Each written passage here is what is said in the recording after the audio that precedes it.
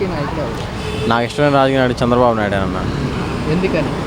ఎందుకనంటే ఎప్పటి నుంచో చాలా పేదలకు చాలా చేశాడు కదన్న, రాష్ట్రాన్ని అభివృద్ధి చేశాడు. అందుకని చెప్పి ఆయన అంటే ఇష్టం అన్న. పవన్ కళ్యాణ్ గారు జీతం తీసుకోనని చెప్తున్నారు, దీన్ని ఏ విధంగా చూడొచ్చు? జీతం తీసుకోనని చెప్తే అన్న, ఆయనకి జీతం తెంపని అన్న.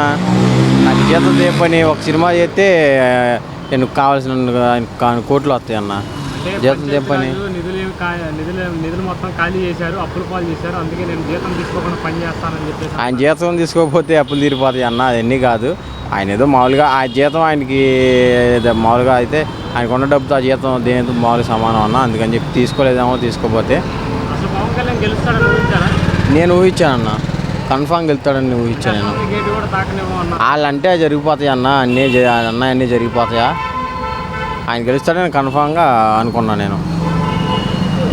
పవన్ కళ్యాణ్ గారు మొట్టమొదటిసారిగా అసెంబ్లీలోకి అడుగుపెట్టారు, మీకు ఎలా అనిపిస్తుంది? అడుగుపెట్టారన్న, బాగానే అనిపిస్తుంది. అది వెళ్ళమని అన్నారు కదా, వెళ్ళి అక్కడ బాగానే మాట్లాడే విధానం కానీ బాగానే నచ్చినాయి అన్న. పవన్ కళ్యాణ్ గారు ప్రజల సమస్యల కోసం జనవాణి అని ప్రోగ్రాం పెట్టారు, ప్రజల సమస్యలు కూడా తెలుసుకున్నారు. దీనిపైన మీ అభిప్రాయం ఏంటి? మంచిదే కదన్నా, జనాల్లోకి వెళ్ళి జనాల సమస్యలు తెలుసుకుంటాం, మంచిదే కన్నా. 9 నెలల క్రితం మహిళ మిస్సింగ్ అయింది, లభ్యం కూడా దొరికింది. అవన్నీ పరిష్కరిస్తారని కదన్నా ఆయనకి ఓట్లు వేసి గెలిపించింది. అదే జనాలు ఇప్పుడు ఓట్లు వేసి గెలిపించింది, ఆయన మంచి చేస్తారని కదా. ఆయన గెలిపించిన దానికి ఆయన మంచి చేశాడన్న. అది వాలంటీర్ వ్యవస్థనే తీసేస్తామన్న వార్తలపై మీరు ఎలా భావిస్తారు? వాలంటీర్లు ఉంచుతానన్నారు కదన్నా, మరి తీసేస్తాన వార్త అయితే నాకు తెలియదు. ఉంచుతాను 5,000 10,000 చేస్తామని చెప్పి అన్నారు కదా. అది కాకపోతే అంతకుముందు 50 ఇళ్ళకి ఒక వాలంటీర్ అయితే ఇప్పుడు 100 ఇళ్ళకు ఒక వాలంటీర్ని చేస్తున్నారంట. నాకు తెలిసి మంచిదే కదన్నా. మరి ఇంటింటికి వచ్చి పెన్షన్లు కానీ అవి మొత్తం ఏలు ముద్రలు ఏమైనా పనులు వాళ్ళు ఇంటికి వచ్చి మరీ చేస్తున్నారు కదన్నా. ముసలి వాళ్ళందరూ వెళ్ళి అక్కడ దాకా వెళ్ళకుండా వీళ్ళు ఇంటికి వచ్చి చేస్తున్నారు కదన్నా. ఉంటేనే మంచిది అనుకుంటున్నాను నేనైతే.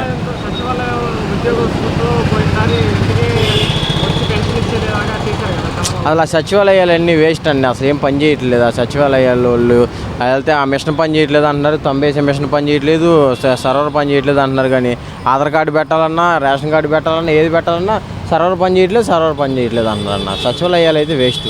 వాలంటీర్లు అయితే వాళ్ళు చేసిన దానికి వాళ్ళు ఇచ్చే డబ్బులకు బాగానే వాళ్ళు చేస్తున్నారు. కానీ సచివాలయాలే కొంచెం తేడా కొనాయి అన్న.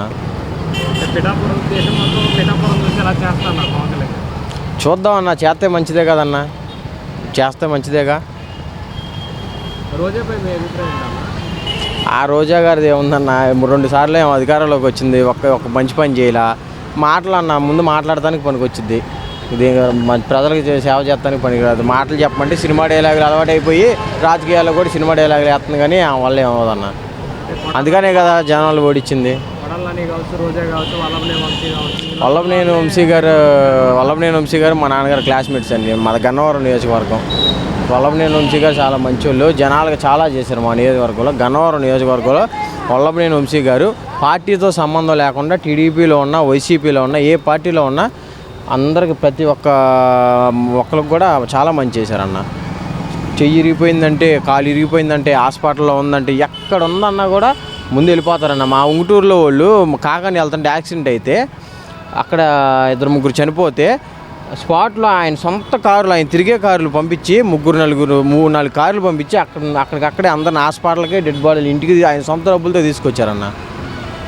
చాలా వల్లభనేని వంశీ గారు చాలా, నేను పక్కా టీడీపీ అన్నా నేను, కానీ వల్లభనేని వంశీ గారు అంటే నాకు ఇష్టం. వ్యక్తిగతంగా నాకు పార్టీతో సంబంధం లేదు, మనకు మంచి చేసేవాళ్ళు కావాలి, కానీ పార్టీతో సంబంధం ఏంటన్నా. వల్లభనేని వంశీ గారు చాలా మంచివాళ్ళు.